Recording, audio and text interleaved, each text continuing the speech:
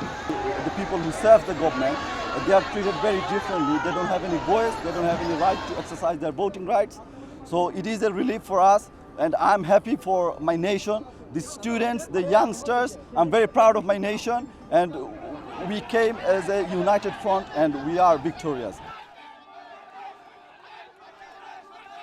ढाका में बांग्लादेश के सेना जनरल वकार उन जमा ने कहा कि हसीना ने प्रधानमंत्री पद से इस्तीफा दे दिया है और एक अंतरिम सरकार कार्यभार संभालने जा रही है। सेना प्रमुख ने कहा कि वो देश की सारी जिम्मेदारी ले रहे हैं। सेना प्रमुख ने ये भी कहा कि उन्होंने राजनीतिक नेताओं से मुलाकात की और उन्हें बताया कि सेना कानून व्यवस्था की जिम्मेदारी संभालेगी। इस वक्त हम आपको तस्वीरें दिखा रहे हैं बांग्लादेश में किस तरह से प्रदर्शनों के बाद शेख हसीना ने देश छोड़ दिया। सरकार विरोधी व्यापक प्रदर्शनों के बाद सोमवार को ही प्रधानमंत्री शेख हसीना की सत्ता का तख्ता पलट हो गया। उनका विमान लंदन जाने की उनकी योजना के तहत भारत में गाजियाबाद स्थित हिंडन एयरबेस पर उतरा था। She has snatched away our rights. She has killed thousands of children. Today she has fled away to India and she has resigned.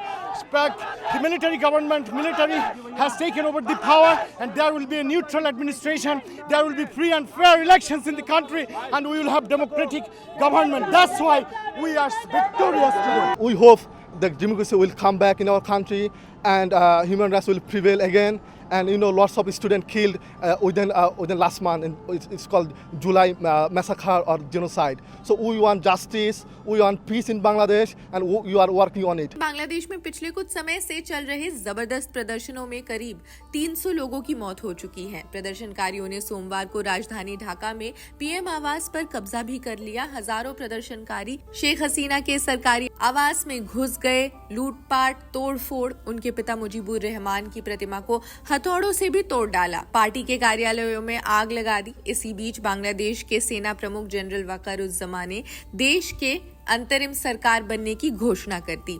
इसके अलावा विरोध प्रदर्शनों के बीच ब्रिटेन के विदेश सचिव ने बांग्लादेश में संयुक्त राष्ट्र के नेतृत्व में जांच की मांग की है। बांग्लादेश के राष्ट्रपति मोहम्मद शाहबुद्दीन ने सोमवार को कहा उन्होंने प्रधानमंत्री पद से शेख हसीना का इस्तीफा स्वीकार कर लिया है। उनके साथ ही उन्होंने पूर्व प्रधानमंत्री खालिदा जिया को रिहा करने का आदेश दे दिया है, जो कई मामलों में दोषी ठहराए जाने के बाद से घर में ही नजरबंद है। शाहबुद्दीन ने संसद को भंग करने के बाद एक अंतरिम सरकार का गठन करने का भी ऐलान किया है। अमेरिकी विदेश विभाग के प्रवक्ता मैथ्यू मिलर ने कहा कि पिछले कुछ हफ्तों में हुई हिंसा के संबंध में हमें पूर्ण और पारदर्शी जांच करनी चाहिए। ये महत्वपूर्ण है। हम बांग्लादेशी लोगों की लोकतांत्रिक आकांक्षाओं पर ध्यान केंद्रित करें और लोकतांत्रिक रास्ते तलाशें।